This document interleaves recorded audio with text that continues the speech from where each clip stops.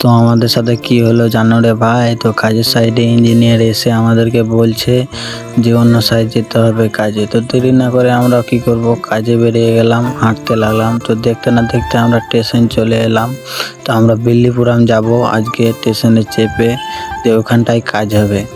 তো দেখতে না দেখতে আমরা চলে এলাম কাজের সাইড, দেখতে পাচ্ছ। তো স্টেশনের কাছেই কাজ হবে। তো স্টেশনে কয়টা ইটগুলো পড়েছিল, তো ইটগুলো সব জিসিবিতে নিয়ে যাচ্ছে। কিছুটা পড়েছিল, যা বেশি নয়, তো অল্প কটাই ছিল। তো এটা আমাদের বন্ধু নতুন, আমিও চিনি না ওকে।